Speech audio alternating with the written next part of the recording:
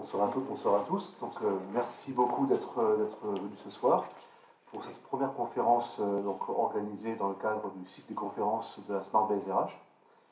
Et puis, merci à Fabien d'être venu aujourd'hui pour initialiser ce cycle, courageusement, on va dire ça comme ça, pour porter un message qui est extrêmement fort sur notamment la confiance et sur la qualité relationnelle. Deux mots pour la Smart Base RH, parce que je crois que c'est un sujet qui intéresse de savoir qu'est-ce que c'est que la Smart Base RH. Donc la Smart Base RH, c'est parti d'une initiative de l'armée de l'air, et son créateur est présent aujourd'hui parmi nous. Cette initiative, elle est basée essentiellement sur une approche extrêmement pragmatique de considérer que finalement les problèmes des uns peuvent trouver des solutions que les autres. Et donc l'idée de ce projet, ça a été de créer un environnement favorable pour que finalement on puisse bénéficier de cet apport de connaissances et qu'ensemble on puisse trouver des solutions à des problèmes à la fois de recrutement, des problèmes de fidélisation, des problèmes de gestion de compétences, des problèmes de conflits inter-entreprises, des problèmes voilà, qui sont aujourd'hui, qui émaillent toutes les organisations, qu'on soit dans le secteur public ou le secteur privé. Donc voilà, on pourra en dire plus après cette réunion. Donc concrètement, aujourd'hui, on est en montée en puissance. On offre un cycle de webinaires qui sont plutôt basés actuellement sur l'insertion et l'inclusion. Mais après, on va se développer sur d'autres sujets. Et puis, derrière ces sujets-là, on imagine pouvoir faire des projets en situation, en entreprise, de façon à pouvoir faire des expérimentations et faire profiter tous les partenaires, en tout cas du territoire, sur ces expérimentations pour pouvoir éventuellement dupliquer les résultats. Voilà, donc c'est on va dire un projet altruiste, ouvert. Ce n'est pas basé sur un modèle économique de rentabilité, c'est vraiment basé sur la création de valeur autour de l'humain en tant que, on va dire, acteur principal du travail. Voilà. Donc merci en tout cas à vous d'être venus. Fabien, donc tu es médiateur professionnel, tu es consultant, formateur, tu es également auteur de plusieurs ouvrages donc, sur ce sujet que nous allons découvrir avec toi et qui s'appelle en fait la médiation professionnelle. Et je te laisse prendre la suite. Merci. Merci Fabien.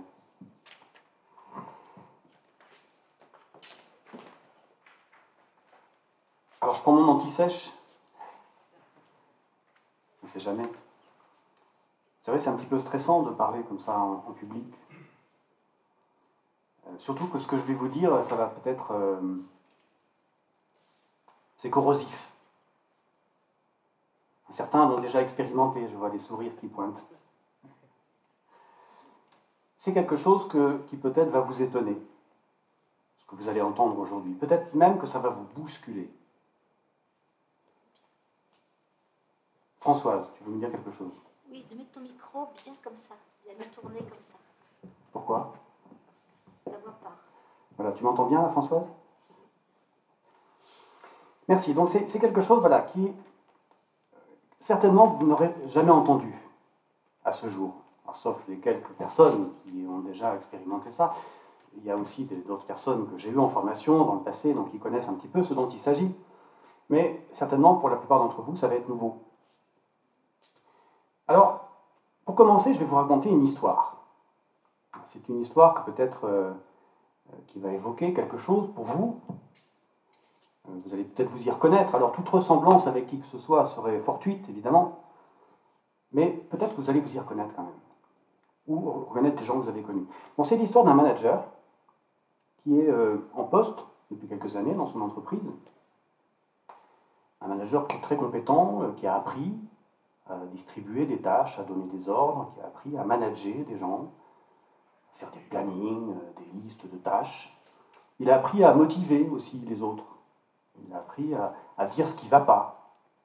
Parce que parfois, il y a des choses qui ne vont pas. Donc, les managers doivent savoir dire ce qui ne va pas. Il a une façon de s'exprimer qui est parfois un petit peu déplaisante pour certains de ses subordonnés. Par exemple, il y a quelqu'un qui semble manquer un petit peu de zèle, et puis il lui dit ce serait quand même bien si tu faisais le travail pour lequel tu es payé. Ah, ça vous fait rigoler. Vous n'avez jamais entendu quelqu'un qui dit ça? Ou alors, il y a un de ses collaborateurs qui vient le solliciter un petit peu souvent, et puis il lui dit ah ben moi, j'aimerais bien voir autour de moi des gens qui réfléchissent. Vous voyez, c'est pas forcément très agréable. Alors, personne n'en parle ouvertement, parce qu'on ne sait jamais trop, hein. Il vaut mieux pas prendre de risques, on pourrait prendre des coups. Mais il y en a quand même, un de ses subordonnés, qui vit particulièrement mal ce qui se passe. C'est quelque chose qui est douloureux pour lui. Alors il en parle un petit peu, lui, avec ses collègues, mais il n'est pas vraiment soutenu, en réalité, par ses collègues. Personne ne veut se mouiller. Et puis un jour, il reçoit une remarque vraiment un petit peu violente, enfin quelque chose qu'il vit violemment, et puis il dépose un signalement pour harcèlement. Et puis il est arrêté. Voilà. Donc, il est arrêté pour 3 mois, ça sera renouvelé encore jusqu'à 6 mois. Et puis, pendant ce temps, dans l'entreprise, les choses continuent de se dégrader. Parce qu'il y a d'autres salariés, du coup, qui se mettent à parler de ce manager. Donc les gens parlent, et puis la direction le convoque, discrètement, parce qu'on ne peut pas faire un esclandre non plus. On le convoque pour mettre un petit peu plus de pression encore sur lui, parce qu'il a des objectifs qui sont déjà difficiles à atteindre, mais on lui met un peu plus de pression.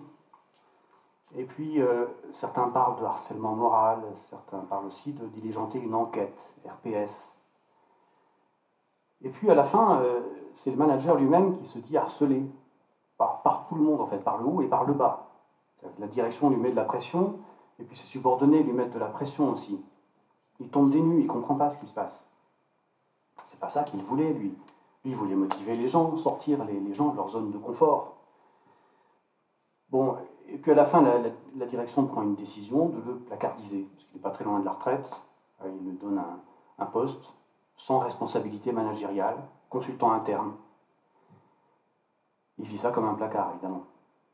Et puis le salarié, vous savez, qui était arrêté, il finit par revenir dans l'entreprise.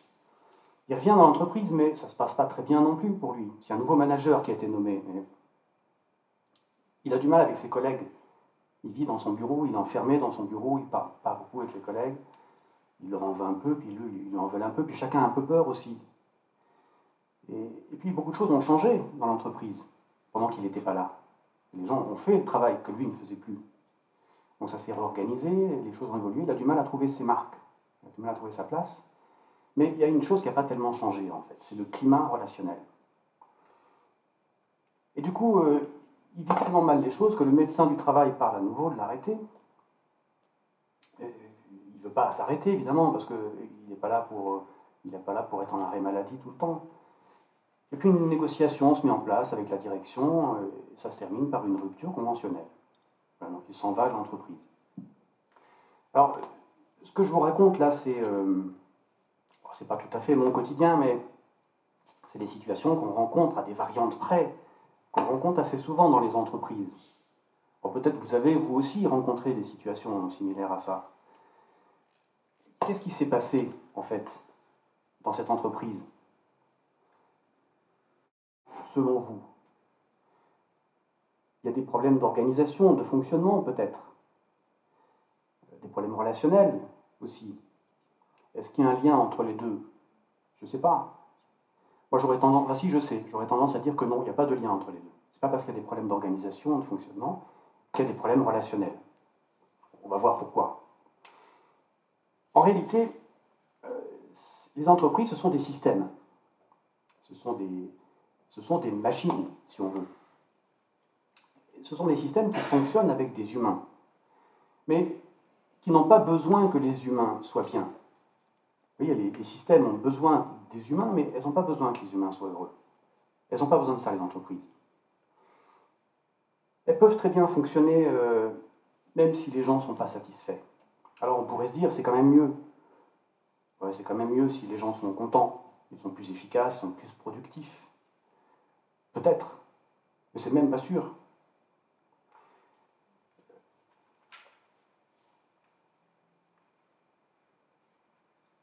Il y a beaucoup de gens qui n'ont même pas besoin d'être heureux au travail. Il y a des gens qui travaillent parce que c'est leur gagne-pain. Ils n'ont pas besoin d'être heureux. Alors peut-être, ils ont besoin de ne pas être malheureux, oui, sans doute. Mais ils n'ont pas besoin d'être heureux. Et puis les entreprises n'en ont pas besoin. Donc ce n'est pas une nécessité que les gens soient bien. Mais ça pose quand même une question. c'est est-ce qu'il faut attendre du système, est-ce qu'il faut attendre des entreprises qu'elles s'occupent du bien-être des gens?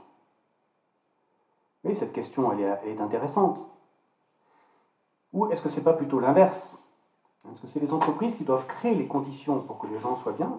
Ou est-ce que c'est les gens qui doivent créer eux-mêmes les conditions de leur bien-être au travail?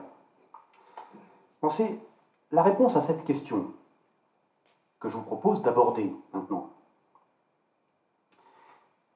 Alors, on a vu qu'il y a dans toutes les entreprises, il y a des organisations qui sont un peu bien huilées, d'autres qui sont plus grinçantes, ça fonctionne plus ou moins bien une entreprise, il y a des difficultés d'organisation, de fonctionnement, et puis il y a des tensions. Donc, moi je vous dis qu'il n'y a pas de lien entre les deux. On peut très bien ne pas avoir de tension relationnelle dans une organisation qui ne fonctionne pas bien.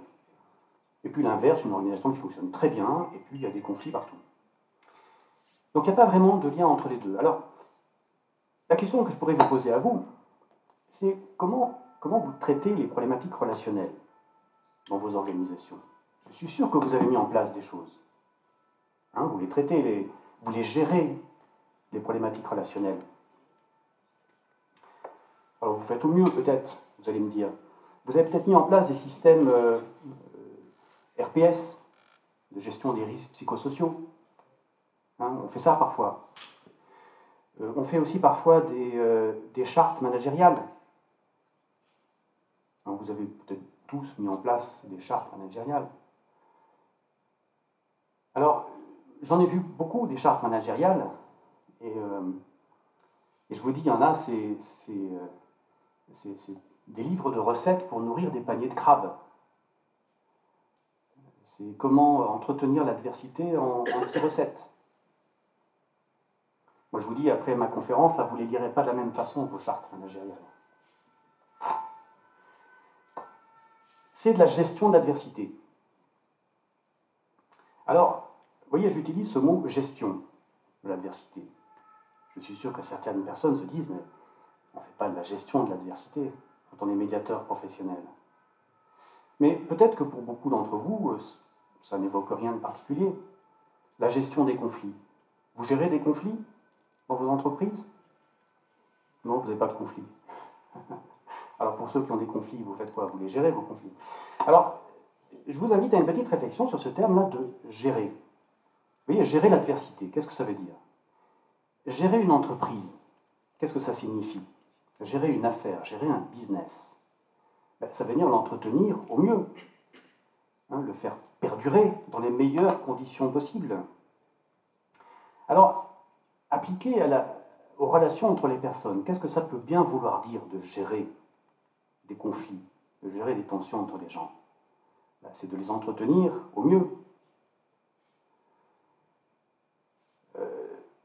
La question sous-jacente, c'est comment faire équipe, comment faire entreprise, comment faire société, même au sens plus large.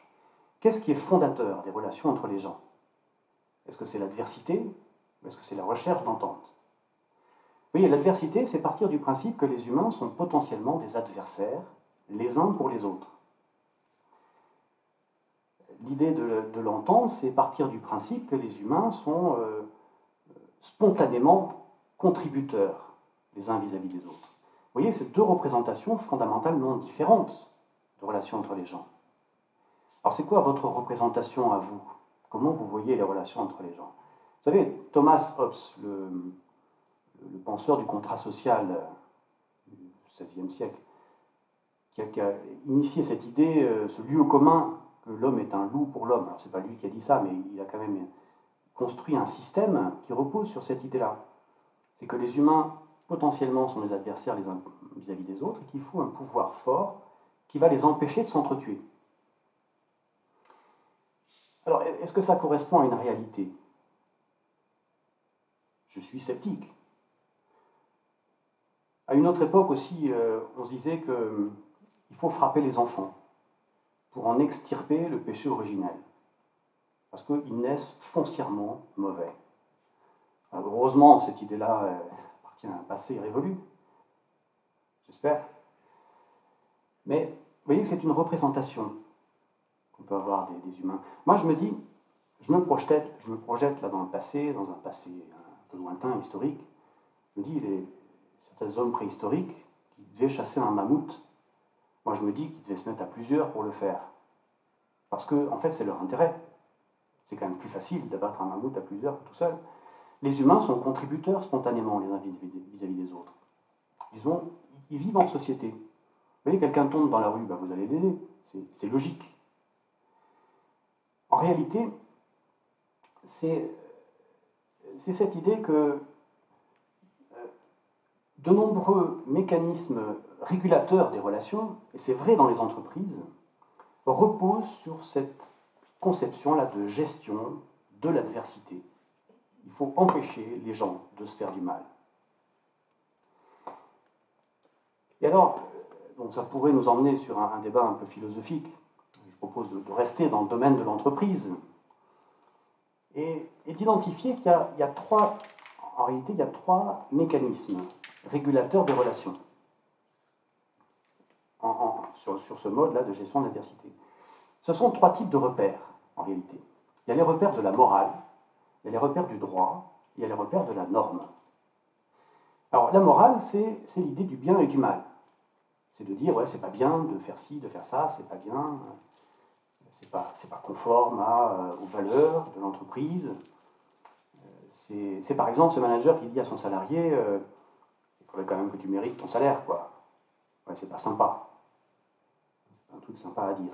C'est pas interdit, c'est pas illégal, mais c'est pas sympa. C'est pas bienveillant, on va dire. Vous voyez, c'est cette notion-là de bienveillance qui est très présente. Bienveillance, assertivité aussi, ou résilience. C'est des concepts qui sont véhiculés aujourd'hui dans les entreprises, qui en réalité sont porteurs de cette idée-là de gestion de l'adversité. Ça vous fait sourire. C'est vrai que la qualité des relations, ce n'est pas de la bienveillance. Il n'y a pas de bienveillance chez les médiateurs professionnels. Mais ça ne veut pas dire qu'il y a de la malveillance. Vous avez compris que ce n'est pas ce vocabulaire-là qu'on utilise. C'est un vocabulaire rationnel. Donc là, par exemple, je suis en train de rationaliser la gestion de l'adversité. Donc il y a la morale. Il y a un deuxième type de repères, ce sont les repères du droit. C'est-à-dire qu'il y a des choses qui sont autorisées, puis il y a des choses qui sont interdites. Des choses qu'on n'a pas le droit de faire. Par exemple, on n'a pas le droit d'insulter un collègue. On n'a pas le droit de promouvoir quelqu'un sur la base de sa religion ou de son origine ethnique. C'est interdit par la loi. Voilà. On n'a pas le droit de frapper un collègue avec lequel on n'est pas d'accord. Des fois, on a envie de le faire. Ah oui, des fois, on a envie de le faire, puis des fois, ça se produit même. Mais malgré tout, c'est interdit par la loi.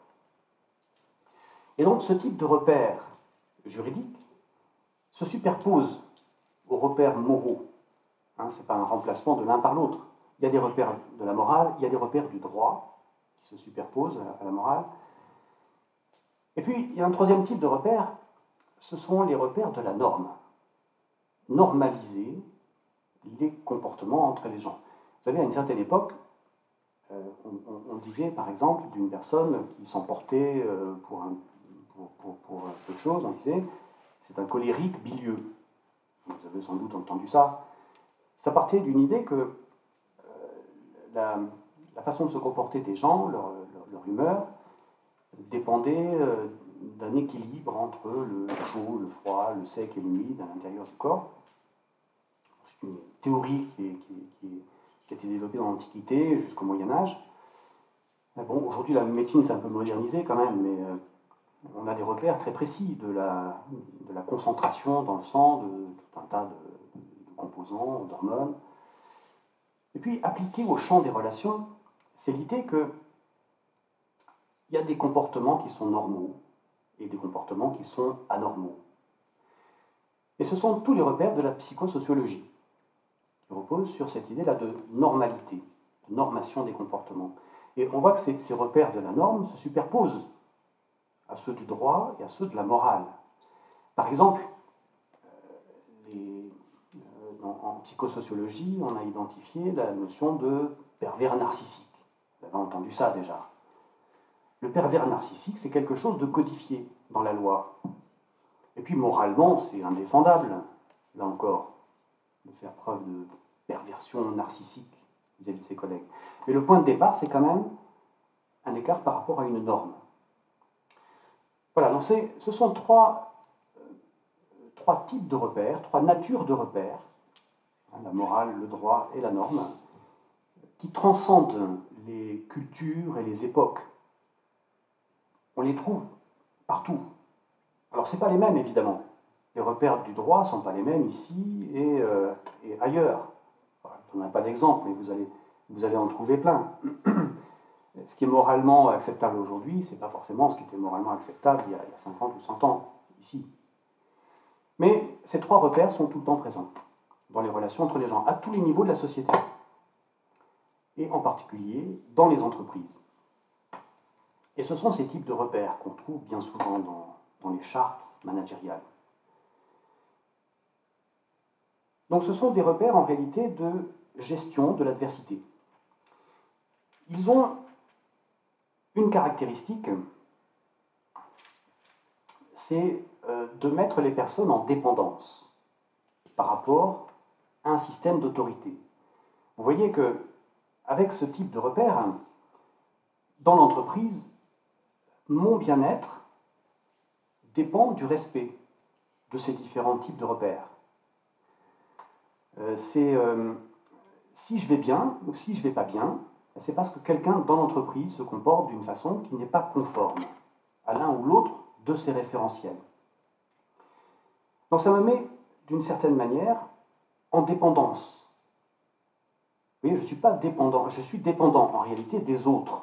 La qualité de mes relations, de mon bien-être, dépend des autres, dépend du respect par les autres de ces repères d'autorité. Et je me mets en attente de changement de comportement de la part des autres. Vous voyez ce salarié, par exemple, qui a mal vécu sa relation avec son manager. Il en a voulu à son manager de s'exprimer comme ça. Il a tellement mal vécu que ça l'a rendu malade. Et donc, c'est cette idée-là d'être dépendant des autres dans mes relations. Et c'est toute la question de la liberté qui apparaît là. Est-ce que je suis libre, là, dans ma tête? Est-ce que je suis libre de mes états émotionnels? Ou est-ce que je suis dépendant du comportement des autres? Bon, là encore, c'est quelque chose qui pourrait nous emmener un petit peu loin.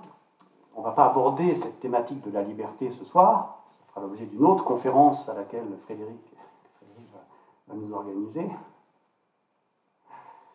Mais avant de poursuivre, je vais vous poser une question. Une question un petit peu personnelle. Est-ce que vous avez eu un conflit dans votre vie? Oui. Madame a eu un conflit dans sa vie. Tout le monde a eu un conflit dans sa vie? Un vrai conflit, hein? Un conflit dans lequel vous avez été frustré, en colère. Un conflit dans lequel vous avez dit je m'accroche à quelque chose. C'est impossible que je renonce à ça. Hein? Un conflit émotionnel. Tout le monde a eu un conflit? Vous le revivez un peu, votre conflit? Alors pour ceux qui ont la chance d'en avoir plusieurs, prenez-en un petit peu ancien, pour avoir du recul. Parce que je vais vous poser une autre question après. Hein, vous en avez plusieurs? Alors faites le tri, faites un choix. Donc maintenant que vous l'avez en tête, ce conflit, si vous deviez le revivre aujourd'hui, hein, vous êtes dans la même situation, qu'est-ce que vous faites? Qu'est-ce que vous allez vous dire? Est-ce que vous vous dites, je vais faire pareil, je vais me mettre en colère, je vais m'entêter, je ne vais rien lâcher, je vais m'accrocher à mon but jusqu'à ce que l'autre lâche prise, ou jusqu'à ce que peut-être moi je lâche prise par lassitude, ou jusqu'à ce que quelqu'un tranche à ma place, jusqu'à ce qu'un juge décide à ma place, une autorité décide à ma place. Est-ce que c'est ça que vous vous dites là, maintenant? Non, c'est pas ça. Ça ne fait pas tellement envie, hein, ce que je vous dis là. Et pourtant, non, je vais vous dire ce que vous vous dites, parce que je sais ce que vous vous dites. Ce n'est pas du mentalisme, je ne fais pas de la lecture de pensée, mais je sais ce que vous vous dites. Vous vous dites une seule chose toute simple. C'est 4 mots, 4 syllabes. Si j'avais su. C'est ça que vous vous dites. Mais si. si j'avais su éviter ce conflit, C'est pas ça que vous auriez fait? Vous l'auriez pas évité, vous?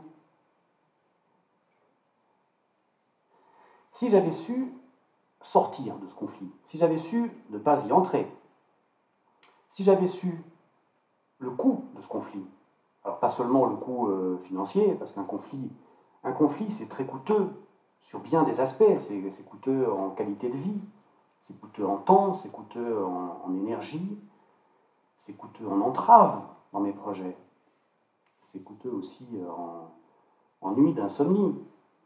Un vrai conflit, vous y pensez tout le temps. En shoot de Prozac peut-être aussi, c'est coûteux pour la sécu.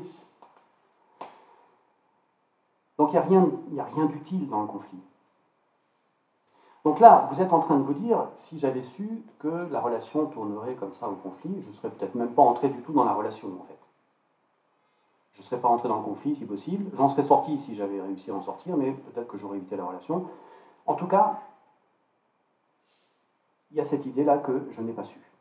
Alors, si je poursuis un peu cette réflexion, parce que maintenant vous me voyez venir avec cette idée-là, quand je dis si j'avais su, c'est que j'ai pas su, c'est que j'ai pas su faire, c'est que j'ai été confronté à une limite dans mes connaissances, dans mes compétences. Alors, qu'est-ce que je fais si je suis confronté à une limite dans mes connaissances? Vous voyez que la notion de gestion de l'adversité, on l'éclaire maintenant d'une façon très différente.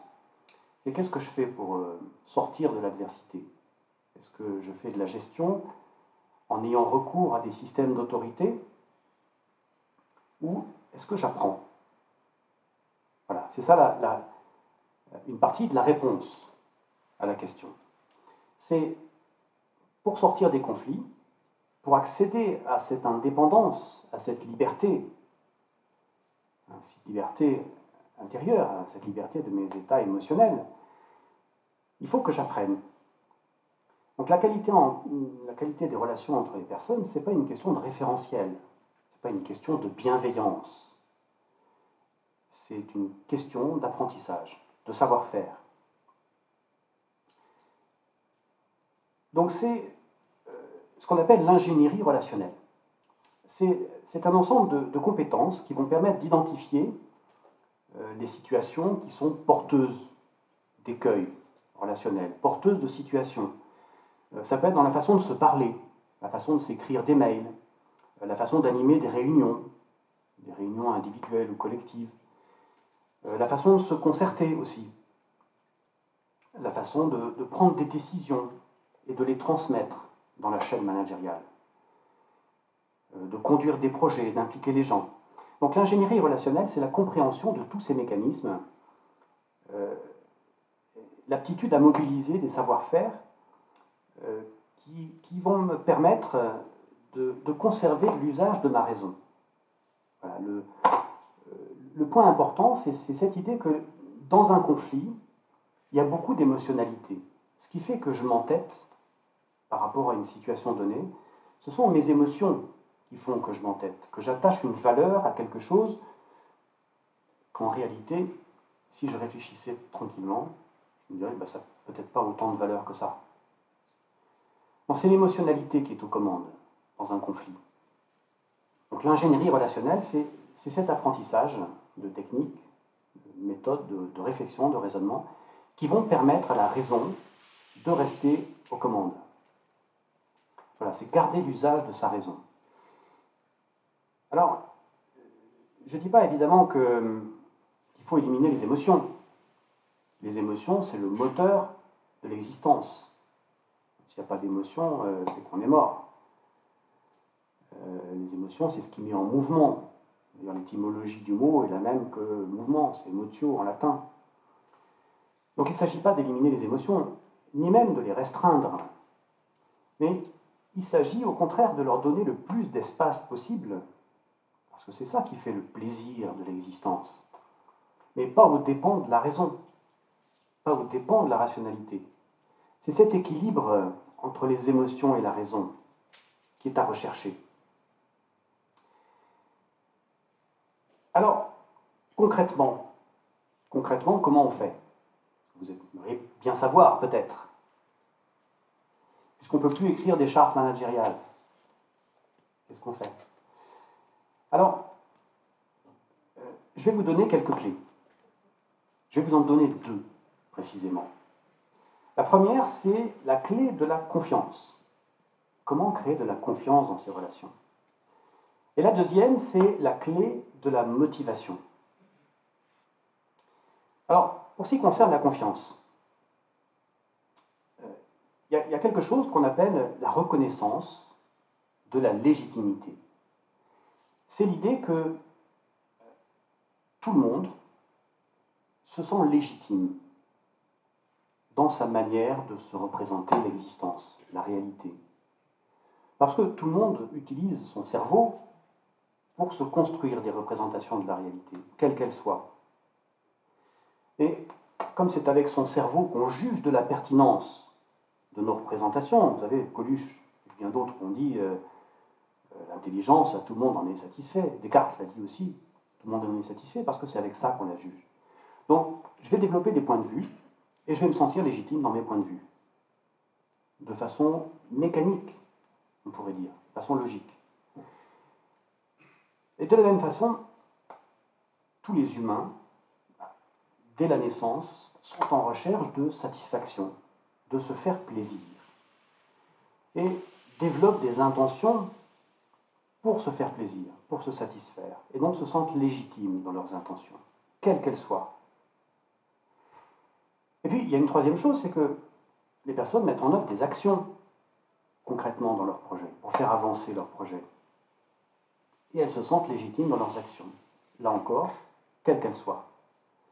Voilà, il n'y a pas d'exception au fait que les personnes se sentent légitimes dans leur point de vue, leurs intentions et leurs actions. Alors, pour en revenir à la confiance, ce qui va créer de la confiance, c'est la reconnaissance de cette légitimité.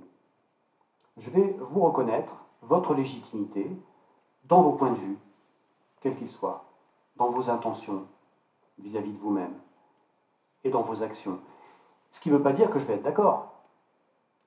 Reconnaître la légitimité d'une personne dans ses points de vue, c'est pas dire que je suis d'accord. Peut-être que j'ai un point de vue qui est contraire au sien. Peut-être que mes intentions aussi sont contraires et que les actions que je mets en œuvre vont à l'opposé des siennes. Mais ce qui n'empêche pas que je vais le reconnaître dans sa légitimité. Et je vais me reconnaître moi-même dans ma légitimité aussi, de mes points de vue, intentions, actions. Voilà, ça c'est la première clé de la confiance, pour créer de la confiance entre les personnes. Et vous voyez qu'avec cette idée-là de reconnaissance de la légitimité, on peut expliquer aussi la méfiance, le contraire de la confiance. Vous voyez, vous savez maintenant comment créer de la méfiance dans une relation. Comment rendre une personne méfiante?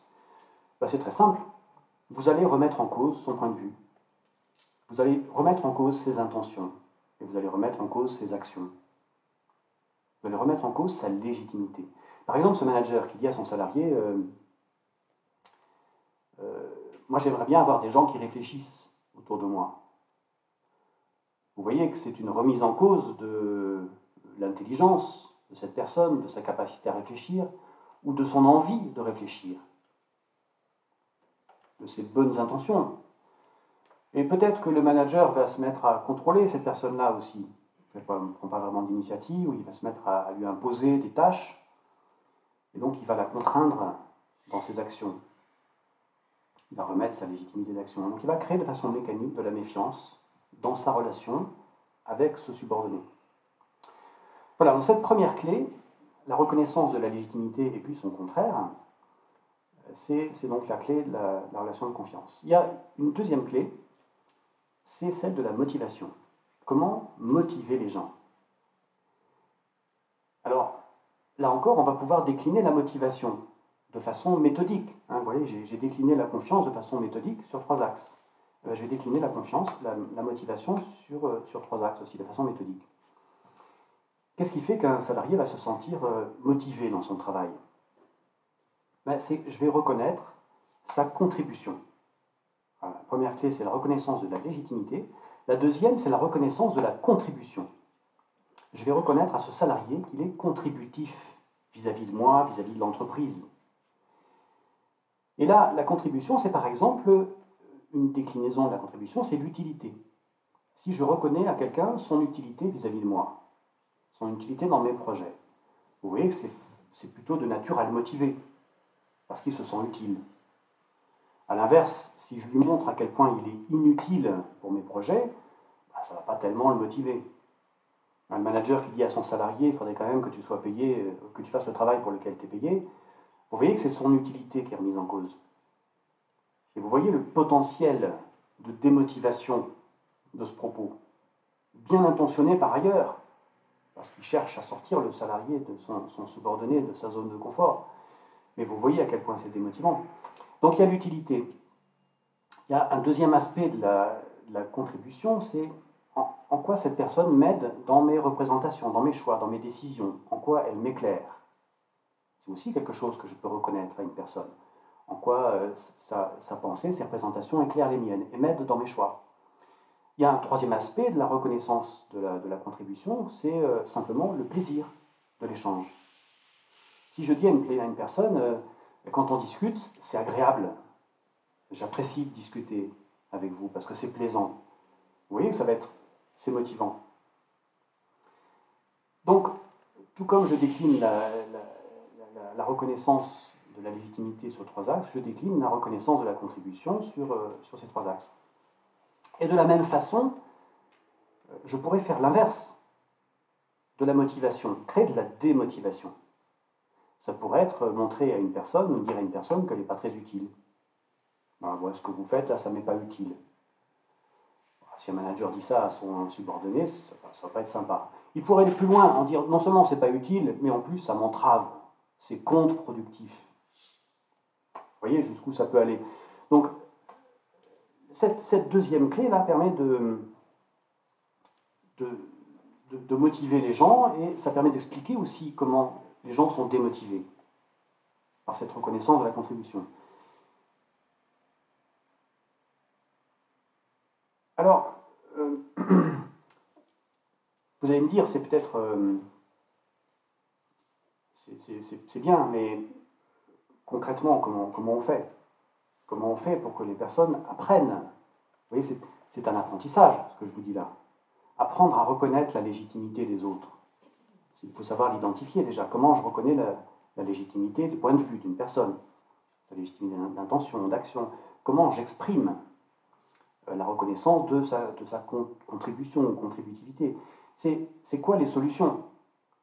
Alors, je vous dirais que moi j'en vois trois. Je vois trois possibilités. En tant que responsable de ressources humaines, pour y intervenir sur la qualité des relations dans vos entreprises, la première chose à faire, c'est, si vous avez des tensions, c'est d'appeler un médiateur.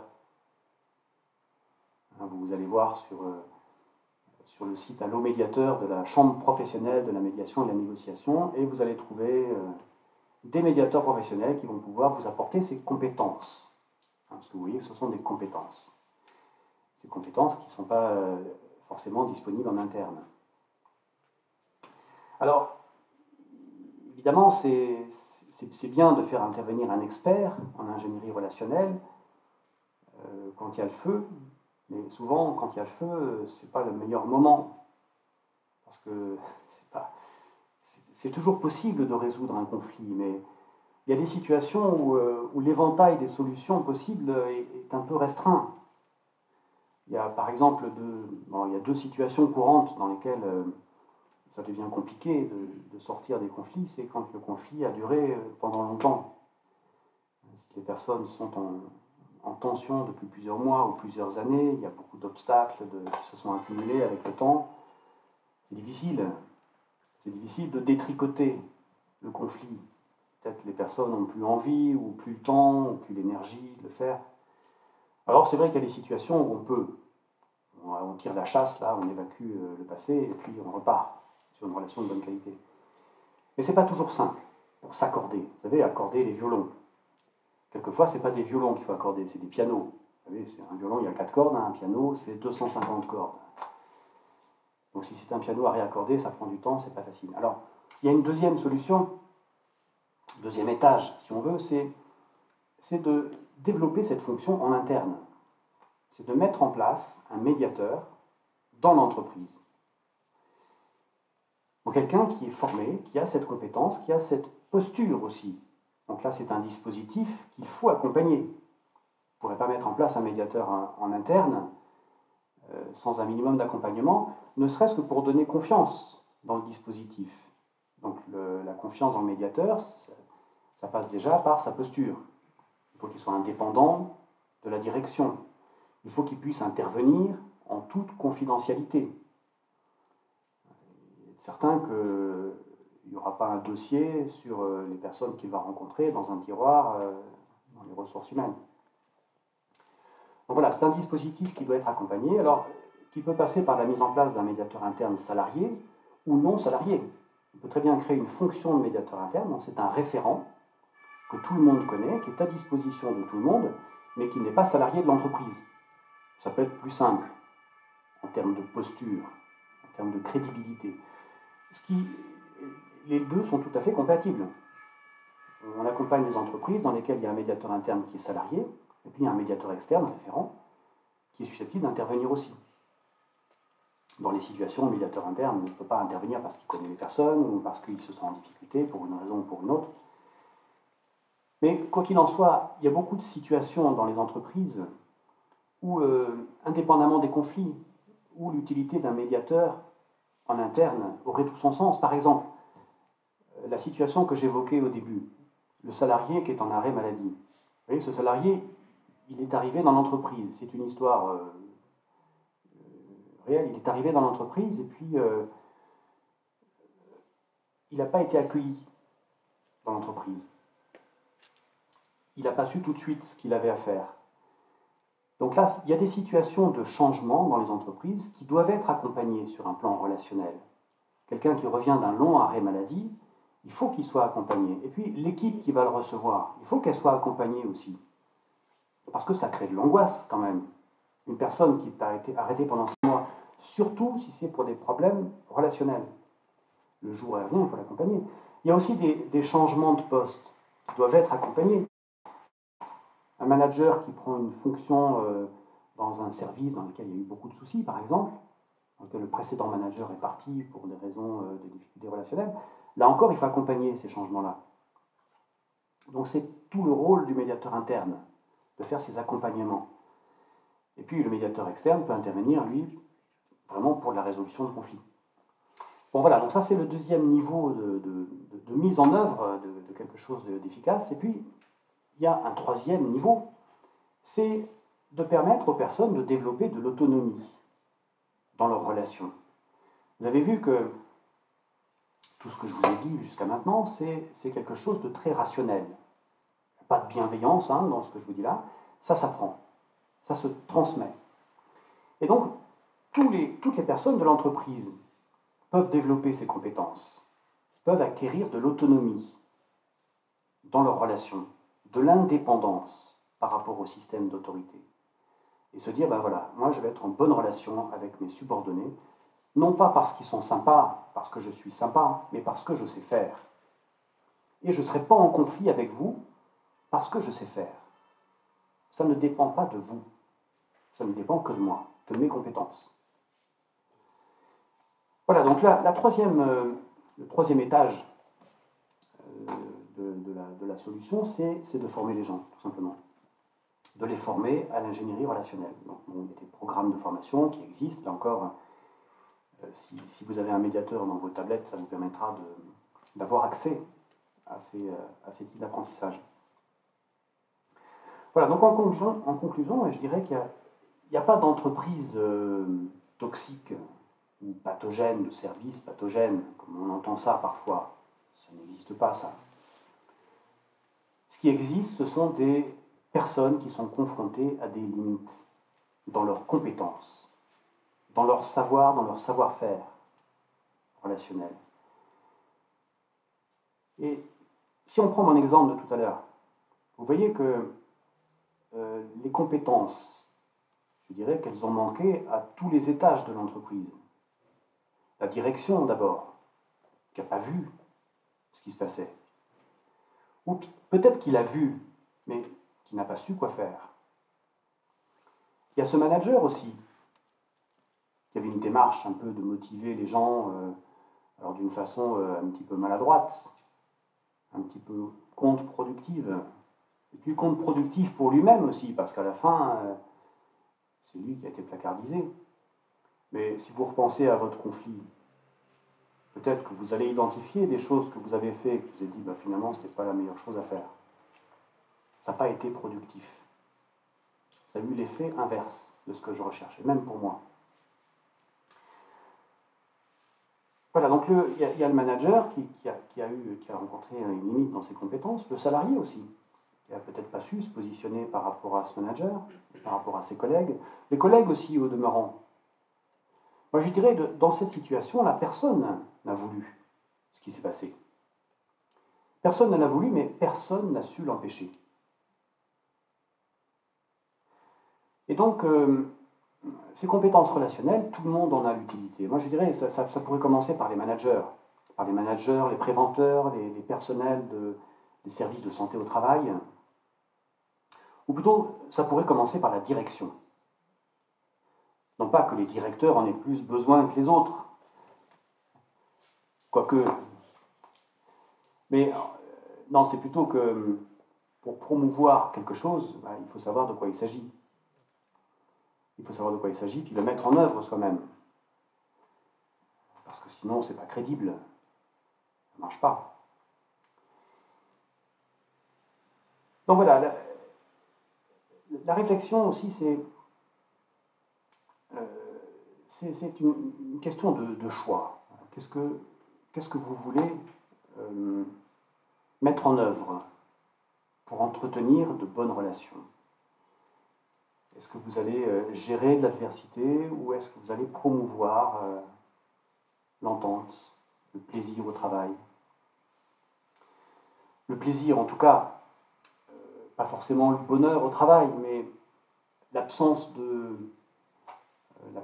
déplaisir, parce qu'à la fin, c'est ça dont on parle. On ne vient pas au travail pour s'amuser, on vient au travail pour bosser, et c'est pas toujours plaisant de bosser. Bon, il y en a qui s'éclatent dans leur travail, mais ce n'est pas le cas de tout le monde. Donc c'est pas ça. Mais c'est cette question du choix. Voilà. Les conflits, ça n'a aucun intérêt, les conflits. Il y a des personnes qui véhiculent l'idée que le conflit, c'est ma liberté d'être en conflit. Le conflit, c'est le débat, ça fait grandir. Mais c'est pas vrai. Le conflit, ça fait grandir personne. Le conflit, ça pourrit l'existence. Ça nourrit vos nuits d'insomnie. Mais ça ne sert à rien, le conflit. C'est pas la même chose que la polémique ou le débat. On peut très bien débattre, c'est vrai, mais c'est pas parce qu'on débat qu'on est en conflit. Le conflit, ça vient du latin conflictus, qui veut dire avec heurts. C'est une relation qui est heurtée. C'est une relation qui m'empêche d'avancer. Donc il n'y a rien de bénéfique dans le conflit.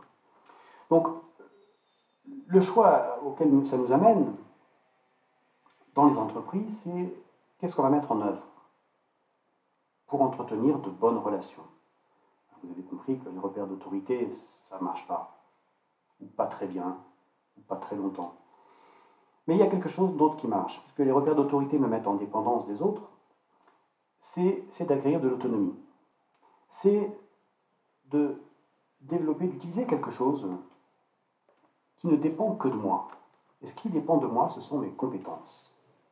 Donc ce que je vais mettre en œuvre, en réalité, c'est une démarche qui repose sur une capacité dont je dispose et dont vous disposez tous là, sans exception. C'est la capacité à réfléchir et à apprendre. Voilà, je vous remercie pour votre attention.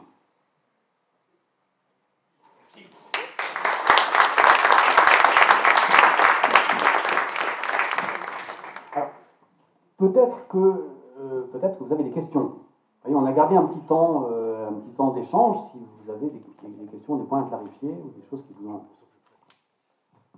Oui. Merci Fabien. Quand tu dis de décider d'apprendre, la capacité d'apprendre, peut-être que tu peux éclairer l'auditoire.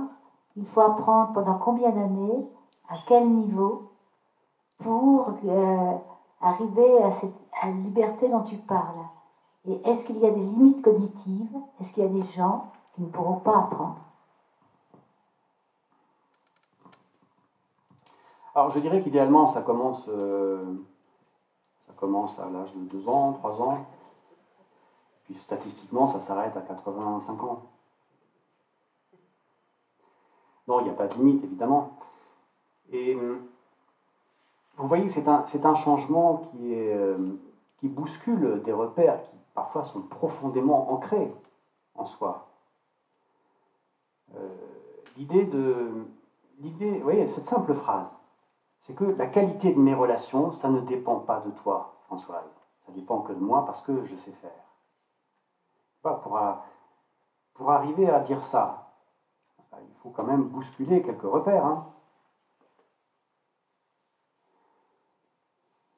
Alors, après, si la question c'est est-ce que je veux devenir médiateur professionnel?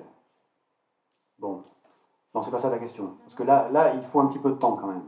Non, la question c'est dans l'entreprise. Quelles sont les compétences de base à partager pour que les uns et les autres. Ok, il y a trois compétences de base. Juste pour que l'exposé soit pratico-concret pour les gens, de dire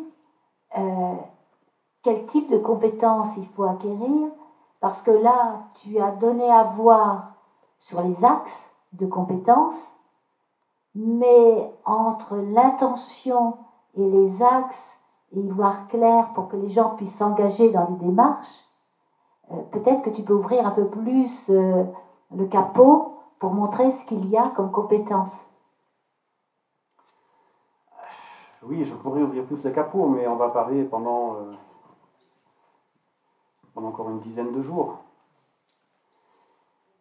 C'est un champ de l'ingénierie relationnelle, c'est un champ de compétences qui couvre globalement, il y a 3 domaines. La première chose, le premier domaine, je dirais, c'est philosophique. C'est comment je me représente un humain. C'est quoi une personne? Est-ce qu'une personne, c'est potentiellement un délinquant, un psychopathe, ou est-ce que c'est un apprenant? Est-ce que c'est quelqu'un, je discutais avec quelques personnes avant la conférence, là, sur le fait que on est des éternels apprenants. Alors, oui, c'est cette représentation de l'humain qu'il faut développer, et c'est déjà pas facile. Le deuxième, c'est un niveau plus conceptuel. Il y a le niveau philosophique, le niveau conceptuel, c'est d'acquérir des concepts pour comprendre comment ça fonctionne. Vous voyez les quelques clés que je vous ai données là. C'est des clés de compréhension. Vous allez pouvoir entendre une personne qui dit à son collègue ouais, c'est pas sympa ce que tu fais. Alors vous allez tout de suite identifier qu'il utilise un repère moralisateur. C'est la morale. Ou quelqu'un qui se comporte. Voilà. Vous allez pouvoir identifier des manières d'être en relation, des manières de communiquer. Et pour ça, il faut comprendre ces différents concepts. Il y a un troisième niveau, c'est la technique. C'est de mettre en œuvre des techniques concrètement pour exprimer de la reconnaissance, pour accompagner la réflexion d'une personne, pour l'aider à clarifier ce qu'elle est en train de dire, ce qu'elle pense, l'aider à progresser dans sa prise de conscience. Voilà, il y a un ensemble de techniques, de méthodes pour agir, d'outils, qu'il faut acquérir aussi. Et je dirais que globalement, il faut au moins 6 jours de formation pour acquérir un minimum de connaissances dans ces trois dimensions pour être opérationnel dans ces compétences. Oui. Bonsoir monsieur, déjà merci beaucoup pour votre intervention. Donc moi je suis jeune médiateur, je me suis formé à l'IFOMEN et à Dauphine, et j'ai été interpellé par un point quand vous avez parlé du médiateur en interne, quand il était notamment salarié, parce que moi il m'a semblé que ça pouvait déroger à certaines règles qui étaient importantes dans la médiation. La première chose, ça pouvait être le conflit d'intérêts, puisque en fait le médiateur qui est salarié, il a intérêt pour l'organisation à ce que le conflit se règle, là où l'externe n'en a pas. Il n'a pas non plus ce regard neuf que va avoir un médiateur qui est externe à l'organisation, qui arrive et qui repart. Et c'est vrai qu'aussi en médiation, on nous apprend à aborder chaque médiation avec un regard neuf et à avoir en fait une hygiène du médiateur qui consiste notamment à, par exemple, ne pas lire de rapport sur le conflit. Et en fait, enfin, voilà, je voulais savoir comment est-ce que vous appréhendez cette notion du médiateur en interne. Est-ce que vraiment la personne qui fait de la médiation en interne est médiateur en interne? Est-ce qu'elle s'appelle médiateur? Non, elle s'appelle médiateur professionnel. Il y a dans la médiation, c'est un terme c'est un terme polysémique qui veut dire beaucoup de choses. Médiateur, ça veut dire entre, comme la Méditerranée, elle est entre deux rives, il est entre deux personnes. Donc il y a beaucoup d'acteurs qui se disent médiateurs, médiateurs scientifiques, médiateurs culturels. Les enseignants sont des médiateurs entre les enfants ou les apprenants et puis la connaissance, la science. Dans la pratique du médiateur professionnel, il y a des éléments essentiels qui sont des éléments de posture, de process et de technique. Donc, dans les éléments de posture, on a identifié qu'il y a 3 éléments de posture: l'indépendance, la neutralité et l'impartialité. L'indépendance, ça veut dire que le médiateur, il n'est pas dépendant des intérêts de l'entreprise. Il n'est pas là pour défendre les intérêts de l'entreprise. Il est là pour résoudre un conflit. Et si les personnes doivent partir, que c'est contraire à l'intérêt de l'entreprise, il va accompagner ce départ. Ensuite, il ne peut pas y avoir de conflit d'intérêts. Ou alors, s'il y a un conflit d'intérêts, c'est que le médiateur n'est pas à sa place. Pour qu'un médiateur interne, un médiateur salarié, puisse occuper pleinement cette fonction de salarié, déjà, il ne faut pas que ce soit quelqu'un qui est en début de carrière. Enfin, vous êtes jeune, je ne sais pas si vous pourrez être médiateur interne. Il faut quelqu'un qui soit arrivé au taquet, qu'il n'y ait pas de progression, d'évolution de carrière. Sinon, il se met en dépendance par rapport à l'entreprise. Donc il y a un certain nombre de conditions à réunir quand même, pour qu'il soit crédible dans la fonction. Ensuite, ce sont des process qu'il va mettre en place, ce sont des techniques. Et donc, ça le met à l'abri de toute forme d'interférence avec la relation des gens. Et c'est vrai qu'il n'a pas besoin de lire quoi que ce soit comme document sur le conflit, parce que ce n'est pas la peine non plus qu'il apporte un regard neuf. Lui, il apporte de la technique, il apporte du process. Donc il va faire réfléchir les personnes, il va accompagner une réflexion, il va accompagner une prise de décision entre ces personnes. Lui, il n'est pas impliqué dans la décision. Donc il n'a pas besoin d'avoir un regard neuf. C'est pas gênant s'il connaît les personnes. Alors il sera peut-être moins crédible dans leur regard, mais s'il a développé cette posture de médiateur professionnel et s'il a parfaitement intégré le processus de la médiation professionnelle, il va pouvoir dérouler son processus, quelles que soient les conditions, indépendamment des personnes. Voilà. Oui, bonsoir Sébastien Valette. Moi j'avais une remarque et une question. La première remarque, c'est finalement on évoque le rôle du médiateur qui va consacrer un temps important à essayer d'effectuer cette médiation, et en fait c'est aussi un peu un constat d'échec du temps qui aurait pu être passé entre ces deux personnes, au-delà de la technique et de la compétence qu'elles peuvent acquérir par la formation. Je pense qu'on est aussi dans nos systèmes tirés vers la tyrannie du temps qui ne nous permet pas de consacrer suffisamment de temps aux autres, que ce soit pour l'écoute, ou pour le dialogue, ou pour l'échange, ou pour la compréhension de l'altérité finalement, plus que de l'adversité. Donc ça c'est peut-être un parallèle, et finalement en faisant appel à un médiateur, parce que le conflit existe, on va chercher quelqu'un qui va pouvoir passer le temps, et qui a la technique, à créer cet échange. Je voulais plus poser une question sur le fait, est-ce que vous observez depuis la mise en place un peu plus répandue du télétravail, parce que pour qu'il y ait conflit, il faut qu'il y ait des relations, et les relations sont malgré tout essentiellement physiques, est-ce que le télétravail ou la téléactivité est de nature à créer plus ou moins de conflits au sein des entreprises, et finalement, quand on est dans un conflit qui est essentiellement issu d'une téléactivité, est-ce que ça se règle de la même façon ou pas? Alors, il y a beaucoup de choses dans ce que vous dites là. par rapport au premier point là, concernant la communication, le temps d'écoute, oui, c'est possible. Après, qu'est-ce qui fait que les gens ont besoin d'être écoutés à la fin? Et pourquoi ça créerait du conflit? Si vous n'avez pas le temps de m'écouter, pourquoi ça créerait du conflit entre nous? Vous voyez, si chacun a cette compétence relationnelle, ben, on va s'entendre malgré tout. Bon, après, sur la question du télétravail, je dirais que ça crée d'autres conflits. Il y a beaucoup de conflits qui se font exclusivement par échange de mails. Et donc le télétravail, ça ne change pas grand-chose. Alors ça change un peu, durant le confinement, ça a un peu changé nos interventions, puisque nous, on est intervenus plus en télétravail, et c'est moins facile quand même, en distanciel, en visio, quoi, de résoudre les conflits entre les gens. Mais ça n'a pas d'impact significatif. Non.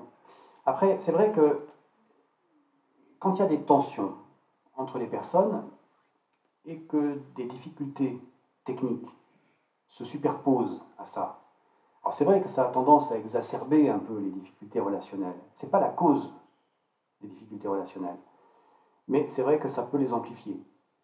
Que si on peut plus se parler au quotidien, parce qu'on n'est plus l'un face à l'autre, qu'on se parle par mail par exemple, qu'on est déjà en conflit, ben, ça risque d'accentuer encore le conflit. Mais il n'y a pas de relation de cause à effet. Oui. Oui, monsieur, merci pour votre conférence. Vitel Duchesne, commandant de la base aérienne. Vous avez bien détraqué au début de votre conférence le principe des chartes, voilà, qui étaient des objets que vous ne valorisiez pas pour autant.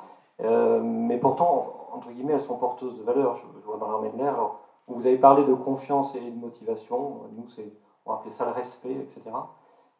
Indépendamment de tout ça, la médiation, elle sous-entend qu'en fait, on intervient post-événement redouté pour régler le problème. Or, comme vous l'avez dit par la suite dans votre conférence, tout l'enjeu, c'est de l'anticipation et que finalement, l'événement redouté n'arrive jamais. Qu'est-ce que vous prenez, en tout cas, dans l'entreprise, avant d'avoir affaire à des spécialistes qui sont plutôt des pompiers qui éteignent l'incendie, pour que cette ambiance puisse diffuser au niveau des salariés? Je m'explique. Une charte peut avoir, c'est une réaction, peut avoir un avantage que les gens vont parler au café. Ça peut avoir un avantage que tout le monde s'en empare. On peut parler de médiation potentiellement de façon très dure en CHSCT, parce qu'on va dire que ça ne diffuse pas partout au niveau des salariés. Donc avant de parler des managers et puis des spécialistes, comment on fait pour diffuser ce type d'ambiance qui fait bien comprendre aux salariés que, pour le coup, la performance opérationnelle, qu'elle soit financière ou qu'elle soit militaire, etc., ça a un sens de ne pas être les uns sur les autres. Et puis, moi, juste une remarque. L'exemple que vous disiez au début, c'était entre un manager et un salarié. Il y a beaucoup de relations conflictuelles entre salariés eux-mêmes à l'horizontale, et elles sont souvent beaucoup plus nombreuses que celles qui sont insufflées par un hiérarchique. Enfin, ma question, elle est surtout autour de où est-ce que vous prenez, parce que j'étais étonné que vous disiez qu'une charte, voilà, ça n'avait pas forcément de sens et que c'était plutôt old-fashioned. Merci. Alors, c'est pas la charte qui n'a pas de sens, c'est le contenu de la charte. J'ai rien contre les chartes. Mais il y a une vigilance. Par exemple, vous avez utilisé un mot qui est intéressant. Vous avez parlé de respect. Moi, je dis le respect, c'est de la cuisine pour nourrir des paniers de crabes. De même, la bienveillance. Vous savez, la bienveillance, c'est très conflictuel. La bienveillance. C'est conflictuel de façon mécanique. Et le respect, c'est conflictuel de façon mécanique. Parce qu'en fait, c'est tout simple, hein, si j'attends du respect de vous, ben c'est par rapport à un référentiel dont je suis porteur. C'est mon référentiel que je vous impose. Vous devez me respecter. Alors, chacun a son référentiel du respect, mais peut-être que vous, il va vous être différent. Peut-être que ce qui va me paraître, moi, irrespectueux, vous, ça vous paraîtra normal. Et vice-versa. Vous savez, avec le respect, on construit des dictatures. Bon, si vous mettez le respect dans vos chartes managériales, ben, moi, je vous dis, c'est à risque. De même, si vous mettez de la bienveillance. Après, comment diffuser tout ça dans l'entreprise? Vous voyez que on va loin dans ces concepts-là, dans cette réflexion sur les concepts. Donc le seul moyen de diffuser, c'est de diffuser des connaissances. C'est d'avoir des personnes qui ont cette compréhension de ces mécanismes-là et qui vont pouvoir, après, être des relais. Vous voyez, c'est quelque chose qui prend du temps, quoi. C'est quelque chose qui doit être accompagné dans la durée. Donc c'est former des experts en interne, alors pas forcément des médiateurs professionnels, hein, former des personnes qui ont cette compétence, de former les managers, former les dirigeants, et puis petit à petit diffuser. Voilà, c'est un travail de longue haleine, voilà, dans la durée. Bonsoir, merci, Sophie Landez. J'ai été, un tout petit peu gênée personnellement par rapport à mes visions et qui je suis sur la description que vous avez faite de l'entreprise au démarrage, qui était une entreprise, un système, une machine. Voilà, j'imagine que ça servait aussi le reste du propos. Comme vous l'avez dit tout à l'heure, la conceptualisation nous aide à comprendre. Voilà. Et moi, mon approche, c'est une approche conceptuelle qui, en fait, positionne la relation comme en fait quelque chose de biologique et qui, en fait, va plutôt à l'opposé de l'idée que l'entreprise est une machine, ou alors, en tous les cas, si elle est une machine humaine, elle est une machine vivante. Et donc, dans un corps humain tel que vous êtes, ou tel qu'on est tous ici, sans relation, il n'y a pas de vie, en fait. Voilà, c'est juste parce qu'en fait, on aboutit à la même conclusion qui est que le travail sur la relation est indispensable. Voilà, malgré tout, enfin, pourquoi aussi j'essaie d'aborder les choses sous cette forme-là, parce que biologiquement, les êtres humains sont des êtres de lien.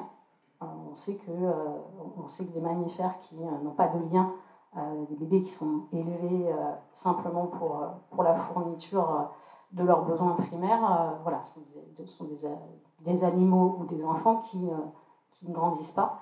Et donc, l'essence même de l'être humain, c'est le lien. Et voilà, c'est pour ça que moi, j'aborde les choses de cette façon-là. Et bien sûr, on arrive à la même conclusion, qui est la conclusion de l'importance de la relation. Voilà.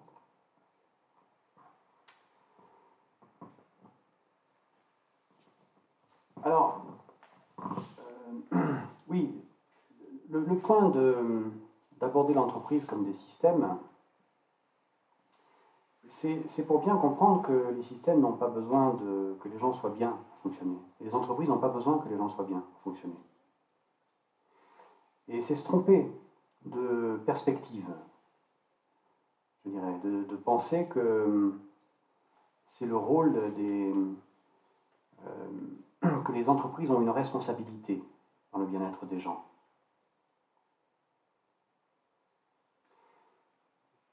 Parce que c'est une posture, bon, ça va nous emmener un petit peu loin, c'est une posture de mise en dépendance, je dirais même de servitude. Voilà, si j'attends de l'entreprise qu'elle crée les conditions de mon bien-être au travail, je suis dans une posture de servitude. Je ne suis pas en posture de liberté. Voilà. Et c'est vrai que, en tant que système, bien sûr, les entreprises sont faites d'humains. Mais, encore une fois, en l'absence d'humains, les entreprises fonctionnent très bien. Même si, voilà, c'est pas le bien-être des gens qui fait fonctionner l'entreprise. C'est la présence des gens. J'associe pas le lien au bien-être. Oui, oui.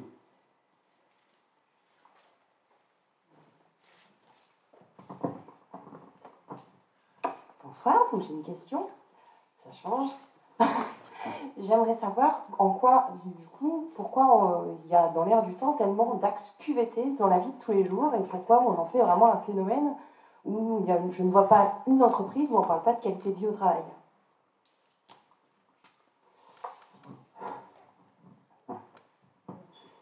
Alors la QVT, c'est vrai, on parle beaucoup de qualité de vie au travail.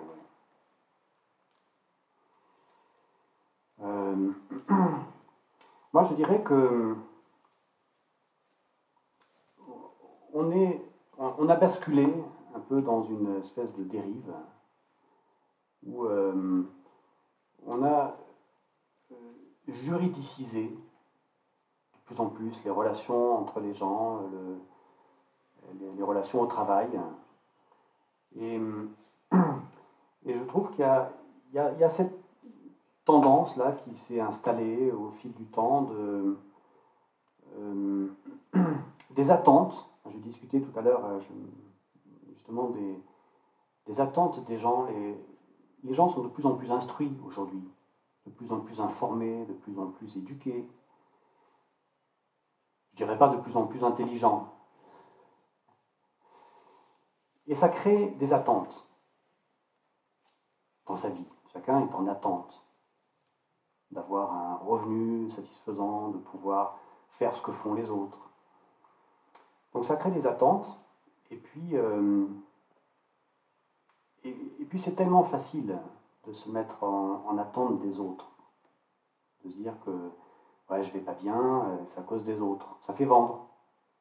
Vous voyez, si je viens dans votre entreprise et je vous dis ouais, vous allez pas bien là, mais c'est parce qu'il y a des trucs qui vont pas dans l'entreprise. Je vais vous facturer des prestations de consulting pour réfléchir sur l'organisation, le fonctionnement, sur le bien-être au travail, pour rédiger des chartes managériales. Je vais mettre en place des systèmes de gestion des risques psychosociaux. Voilà, ça fait vendre et ça va vous plaire si je vous dis ça. Vous êtes une victime. Vous êtes la victime d'une organisation pathogène. Vous êtes victime d'un système. Je vais vous aider. Vous voyez, l'adversité, le conflit, ça a beaucoup de valeur, le conflit. Parce que les gens qui sont en conflit, qui vivent pas bien quelque chose, ils sont prêts à investir dans l'adversité, à investir auprès d'une personne qui va les aider.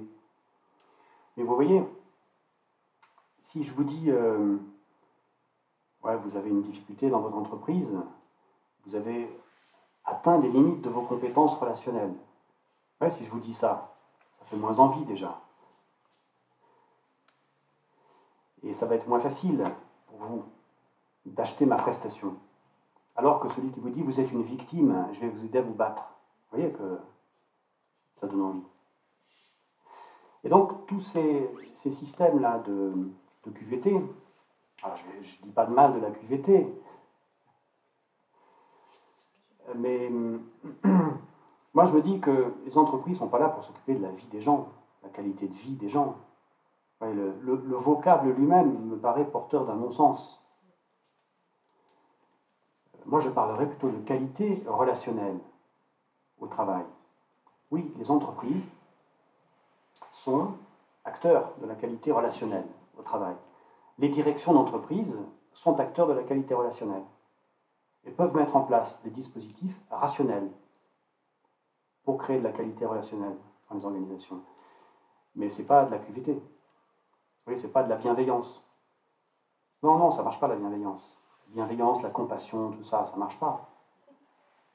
C'est très facile à démontrer de façon mécanique.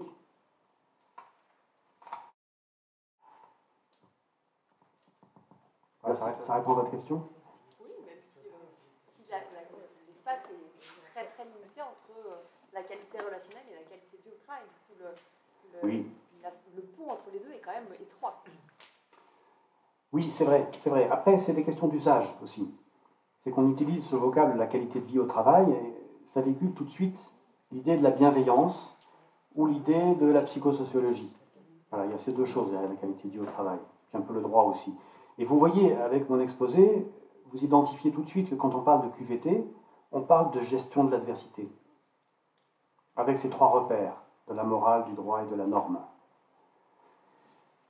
Donc c'est pour ça qu'on ne parle pas de qualité de vie, qu'on parle de qualité relationnelle, ne serait-ce que pour créer un autre vocable qui soit porteur d'une autre représentation, qui véhicule tout de suite l'idée de la rationalité, plutôt que de l'autorité. Merci Fabien. Dernière question? Non, voilà.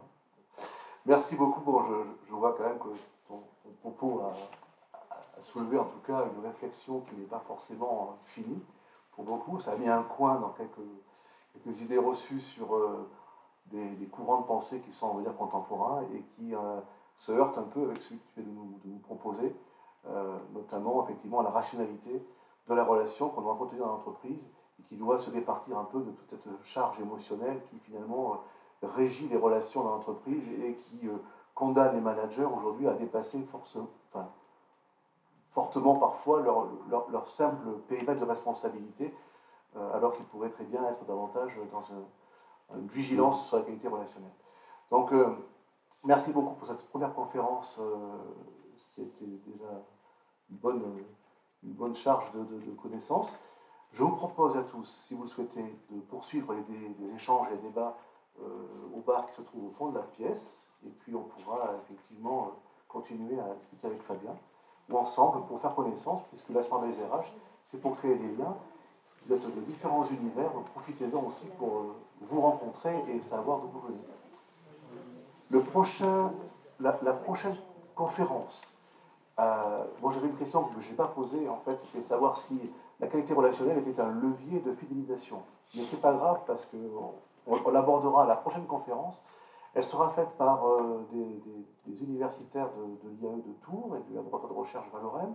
Et en fait, il y a Romuald qui est présent aujourd'hui, qui nous parlera de la marque employeur, qui est en fait un levier pour l'attractivité des entreprises ou plus généralement des organisations. Et puis nous aurons également une conférence par Laurent Maubisson, qui est maître de conférence à l'IAE, et qui nous parlera du capital marque humain, c'est-à-dire que c'est un concept marketing qui était adapté à la RH et qui nous permet de voir en quoi, en fait, une fois qu'on a recruté quelqu'un, on peut lui donner un potentiel de vouloir rester en entreprise, donc un levier de fidélisation. Voilà, pour éviter que les gens partent une fois qu'ils sont rentrés dans l'entreprise. Donc on aura ces deux conférences, ça sera le 10 mai. A priori, on le fera également donc, à Tours Centre, et donc, vous recevrez des invitations. N'hésitez pas à les diffuser autour de vous. Voilà. À tout de suite. Merci à vous. Merci Fabien. Merci.